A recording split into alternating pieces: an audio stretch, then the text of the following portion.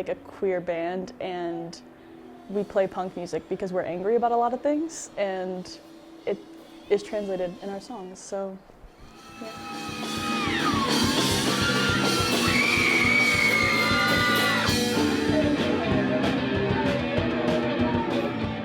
When I came to IU my freshman year, I wanted to be in a band. I had always wanted to be in a band, mostly because of like Lemonade Mouth, and I thought it would be cool if it was all queer people. So I started like posting everywhere, like looking for queer musicians, and slowly found people. Lou, I think, had just made the band a couple months prior, but they were looking for a guitarist, and so I saw the post and then I was like, no, I'm not good enough. And I had been thinking about it, and I was like, well, that kind of feels like it's like an opportunity, it's like meant to be there. And then I decided to just do it anyway, and then here I am.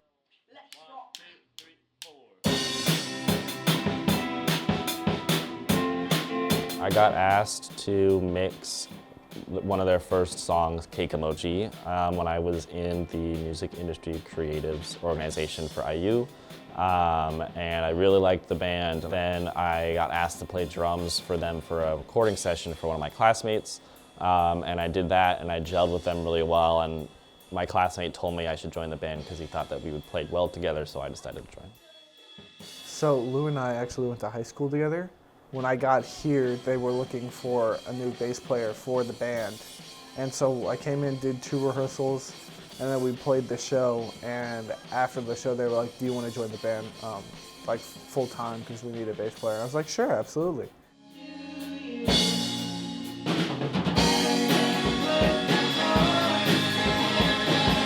At the start, it was kind of rough. Syzygy started right after COVID, so like the music scene was kind of dead, like anyways. Every band that was coming in around 2021 was like starting over what the music scene was, because Bloomington has always had an active music scene, but it just sort of fizzled out with the pandemic. There wasn't a lot of diversity in the scene for us to lean on yet. When I first joined Syzygy, it was maybe us and one other. And now I feel like there's kind of like a subsection of the music scene that's more like DIY queer bands, I would say. Like you definitely still have the like OG like jam band kind of stuff that is predominantly like cis like male musicians, but then I feel like you kind of have this other DIY subsection that is either like femme-fronted bands or queer bands or bands that kind of like align with that or have members like that. Now it's crazy. It's like the scene has flourished. Like there's everything. It started out kind of scary and hard, but it's cool now. It's nice to see what it's become, and we're not the odd ones out anymore. To me, it means making punk music by queer people in the simplest sense, and that the music that we're making would fit in with any kind of punk or rock music, but the lyrics and the subject matter just happen to be about queer experiences. And we use that to sort of make a niche and also sort of appeal to people that aren't often appealed to as listeners. I feel like we as a band have like a punk intensity, which is nice, and everyone's playing with passion and like they mean it.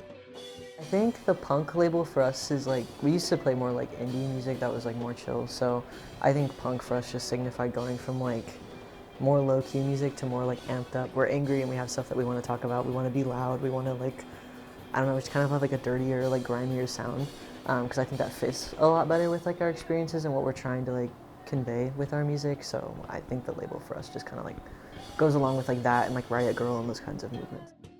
We've written about like relationship violence, sexism and misogyny in the music scene, but also like homophobia and transphobia, not just in the music scene, but like everywhere.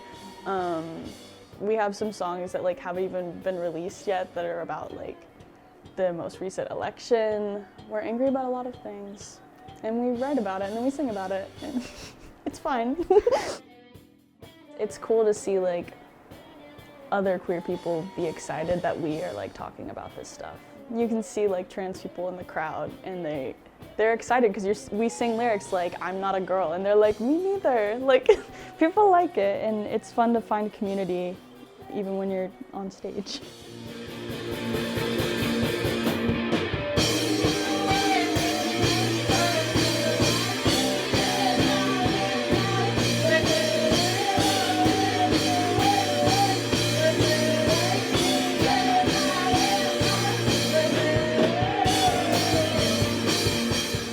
Our latest EP is called Trans War Criminal. I mean, the title is Trans War Criminal, so it's sort of representative of like, we're trans people and we're angry about the state of the world and about the state of everything, things we have to go through as trans people. I sing Guh, which is the title, well, not the title track, the first track on the EP. It is like 13 seconds long and it's awesome.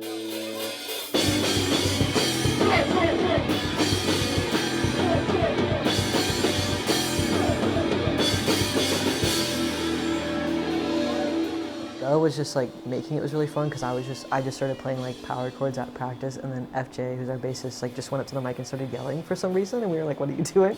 But it sounded like fun, and we were like, "Wait, do that again," and it was just like the whole band kind of like came together, and we were like making this like joke thing. So it's like I have the association of just like us like messing around and like having that song. So. And I enjoy getting up like at the shows and going on and starting the show off with Guh because it's silly and normally gets the crowd into it just enough to where like everyone's ready for what the next song is, so we can really punch them in the face with our other stuff. We're loud, our existence makes people mad, and if we have something to say, we're gonna say it.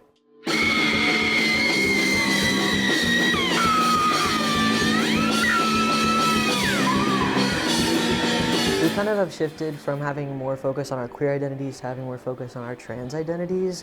I think just through us coming into who we are a little bit more, but also with the context of like political things and like how trans people are very loudly and often like demonized or made into like a boogeyman, kind of like a scapegoat, whatever. So I think like in times like that, it's really important to be vocal and like talk about your experience like as a trans person and like what that means. Using music as a way to kind of almost like community work is really cool. I wanted to open up a space for queer musicians in the scene to feel like they had a spot in the DIY scene, like they could play house shows if they want to. That was my original hope that people would get from Syzygy, and like we've met people in new bands who have told us like they saw us and that like inspired them to start a band. Like that's super cool. But I think now it's like I just want people to listen. I want people to listen to what we're saying, because I think a lot of the times when you're at a house show and you're drunk or whatever, you're at a party, you're having fun with your friends, like you're not really paying attention to what the lyrics are, you just want to dance and have fun. And I want people to dance and have fun, but I also want people to listen to the lyrics that we're singing and like understand that there's a message there, and we're not just like playing songs because we like to. We're playing songs because like there's meaning behind it. Like we have a message to share.